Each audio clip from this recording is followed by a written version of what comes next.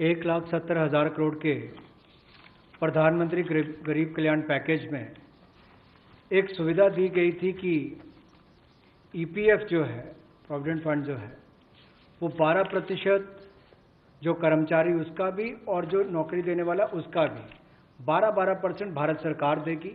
और ये पहले 3 महीनों के लिए हमने किया था, जिसकी भुगतान कर भी दिया गया पहले 2 महीनों के लिए, और इसको अगले 3 महीने और बढ़ा दिया जाएगा। इसका प्रावधान भी जून, जुलाई और अगस्त के लिए कर दिया गया है।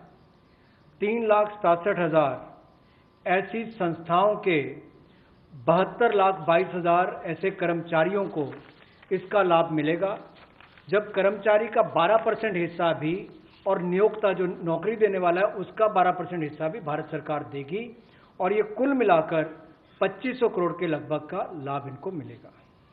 पैसा कर्मचारी के हाथ में भी कैसे ज़्यादा हो, इसमें भी एक बड़ी राहत देने का प्रयास इसमें किया है कि जो ईपीएफ कंट्रीब्यूशन है, जिनका ईपीएफ का योगदान है, वो ऐसे संस्थानों के लिए और कर्मचारियों के लिए 12% से कम करके 10% अगले 3 महीनों के लिए किया गया है। इससे कर्मचारी भी और संस्थान दोनों को लाभ मिलेगा। लेकिन जो सरकारी हमारी संस्थान है, सेंट्रल पीएससीज हैं, इनके लिए 12% ही रहेगा, उसमें कोई बदलाव नहीं किया गया है। तो इससे कुल मिलाकर 6,750 करोड़ रुपए का लिक्विडिटी सपोर्ट इनको मिलेगा, और एक तरह से 6,750 करोड़ रुपये ज़्यादा इनके हाथ में आएगा।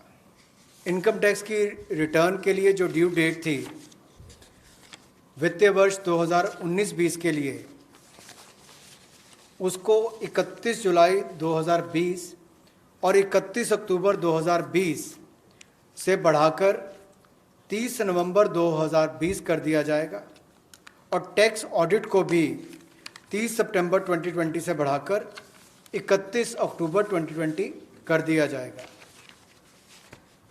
जहाँ तक डेट ऑफ असेसमेंट की बात है, ये भी वर्जित हो रही थी 30 सितंबर 2020 को, इसको भी एक्सटेंड कर दिया जाएगा 31 दिसंबर 2020 तक, और जो वर्जित हो रही थी 31 मार्च 2021 को, इसको 30 सितंबर 2021 तक बढ़ा दिया जाएगा।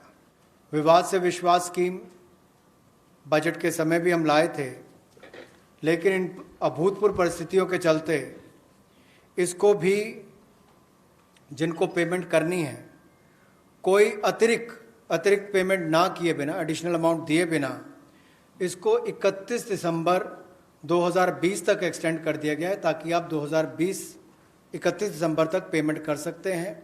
उसमें आपको कोई अतिरिक्त पेमेंट नहीं करनी पड़ेगी। मध्यम, सूक्ष्म, लघु उद्योग, कुटीर उद्योग, घरेलू उद्योग जो है, इन सब के सामने बहुत बड़ी मुसीबत थी कि पैसों की भारी कमी थी। इन सब के लिए क्या किया जाए, ये भारतीय अर्थव्यवस्था की रीढ़ है।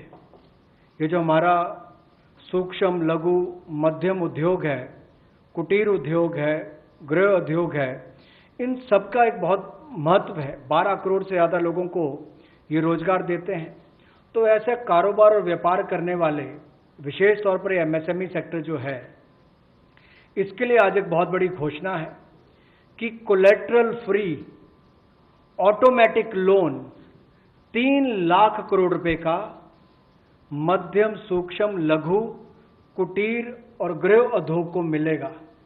इसमें किसी को अपनी ओर से कोई गारंटी, कोई कोलेटरल देने की आवश्यकता नहीं है, और इसका समय सीमा भी 4 वर्ष की होगी, और पहले 12 महीने यानी कि पहला 1 वर्ष उनको प्रिंसिपल रीपेमेंट नहीं करना पड़ेगा, इनके मूलधन का चुकाना नहीं पड़ेगा, मूलधन को नहीं चुकाना पड़ेगा, और 12 महीने की इस पर छूट रहेगी, और 4 वर्ष के लिए उनको ऋण दिया जाएगा।